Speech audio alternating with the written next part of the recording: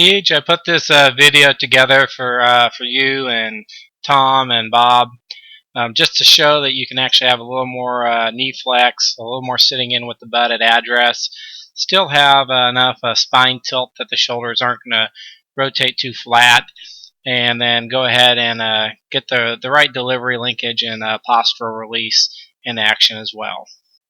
Got the same swing here in a variety of speeds that you can watch over and over. This is a side-on delivery, center linkage, and it's a little more shoulder plane. Not a little more, it's shoulder plane instead of torso plane, but that's because I'm a shoulder planer. And as we get into the next section here, I'm going to go ahead and stop some frames so we can talk a little bit about what's happening in this swing as I keep the vertical pressures in the golf swing. At address, I have a good sit-in action here, but I also have plenty of forward bend in my spine tilt. The other thing I look for is that the forearms are at almost the same angle as the thighs.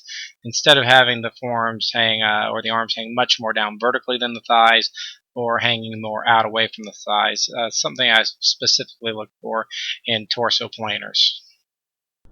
As I swing up to the top, I keep the vertical pressure pushing down, through my legs into the ground. Still feel like my quads are working and my glutes are working to push down.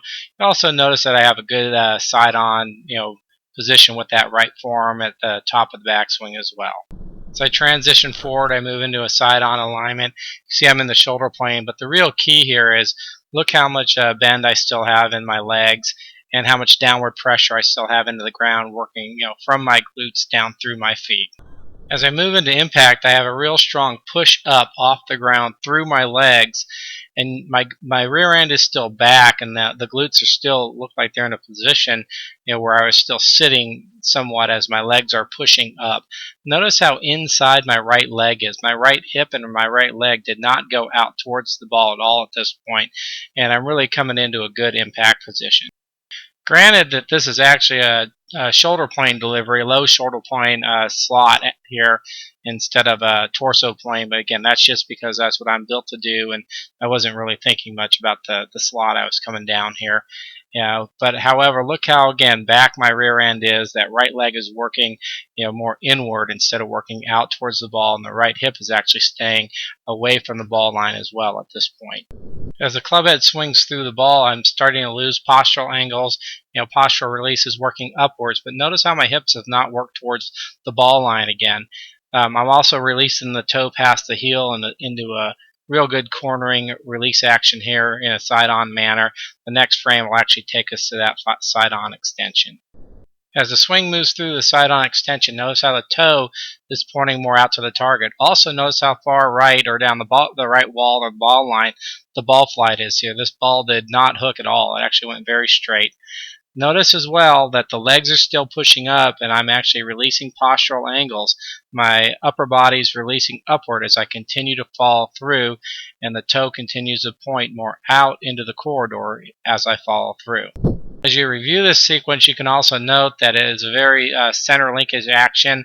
During delivery, I get my hands out in front of me, and from impact into this position of the follow through, notice how the hands are still right out in front of my stomach. Notice again that the hips have not moved towards the ball line, but I will get some pelvic thrust moving out in the direction of the extension as the swing continues here. As the swing continues, notice how the arms, hands, and club corner around my body to the left as I continue to release my postural angles.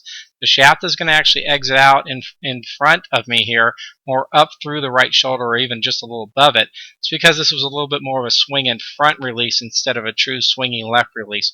Also notice how turned over that club face looks. Even though it looked that turned over as it exited up through my shoulder, this shot actually went very straight again. It did not hook. The rest of the way, I just release my postural angles all the way up to a fully balanced follow-through.